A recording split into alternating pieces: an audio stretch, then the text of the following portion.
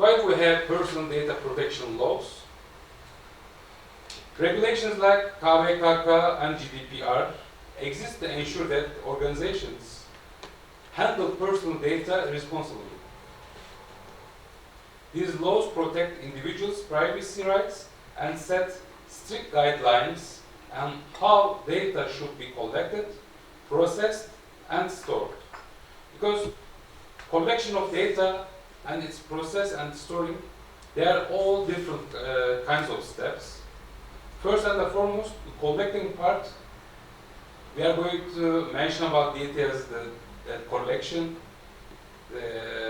collecting data with our consent or without our consent, and processing it, and then the final step, where those data will be stored. Does it be uploaded to the cloud, which servers in the other countries, or does it upload in a intranet-based, like the data servers that are resident in the domestic? So those are also creates other questions. So what are the consequences? Ignoring the data security. What happens if the data security is ignored, right? Well, before carry on, I have to say something else. Of course, there are regulations. Of course, the organizations are the responsible for taking care of our data, but we shouldn't forget something else. At the beginning, we are the responsible ones. We have to aware that which data we are sharing with the company or a restaurant or an organization or a hospital. So we need to aware that which of our data we are sharing. We need to be responsible ourselves to spreading the data. Because time to time I also see from my students, after their graduation, of course it's quite natural, you know, they are quite happy, they want to share photographs on their social media accounts. Time to time some of my students, they also share their diploma. As you know, I'm not sure about the situation in Azerbaijan, but in Turkey, time to time, after the name of the student, there is also some ID numbers on diploma, right? Maybe some QR codes. Some sensitive information also stored in the diploma.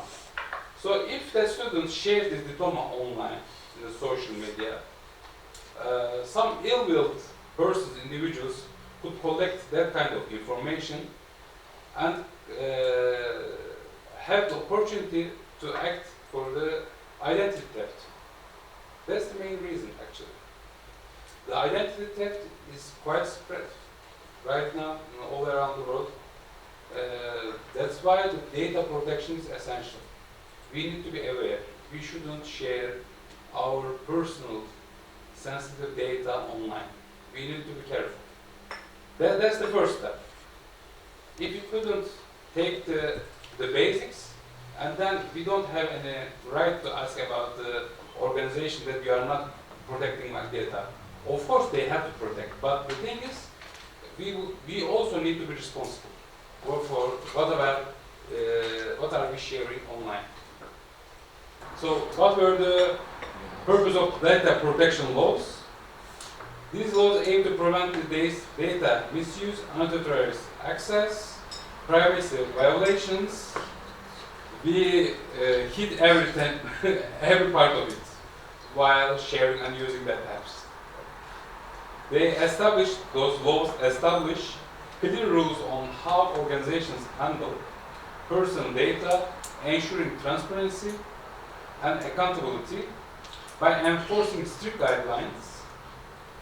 Data protection laws help individuals maintain control over their personal information while holding companies and institutions accountable for how they manage and secure data.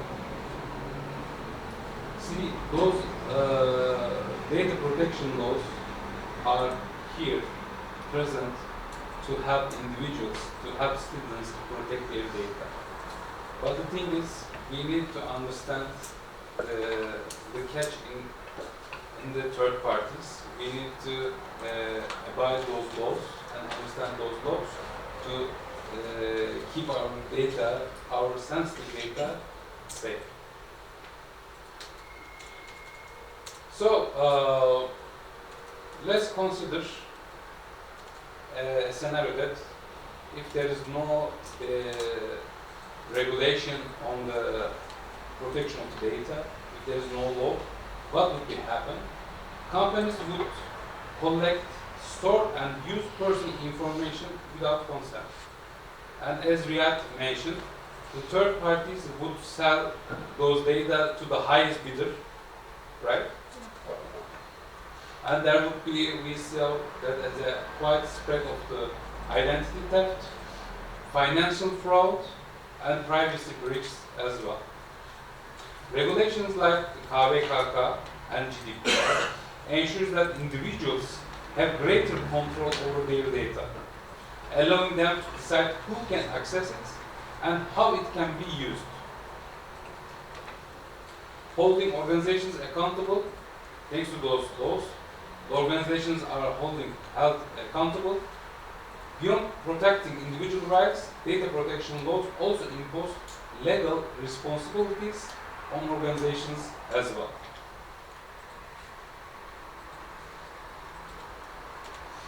So what are the special categories of personal data? Well, those are essential to understand. Okay, we have personal data and there are special categories of the personal data which can be used for manipulation or profiling or discrimination, etc. Special categories of personal data, also known as sensitive personal data, include information that if those data is exposed, it could lead to discrimination or harm. Due to their sensitive nature, KVKK and GDPR require stricter security measures for handling such data. So what are the types of those data considered as sensitive? Racial or ethnic origin. It could be used for demographic analysis, must be handled with care. Political opinions and religious beliefs. Information about political affiliations or religious beliefs. You may remember about the huge Meta case a couple years ago that they have manipulated the political orientation of the voters for the presidential election in the United States. Health and biometric data, medical records, fingerprints or facial recognition data are also essential.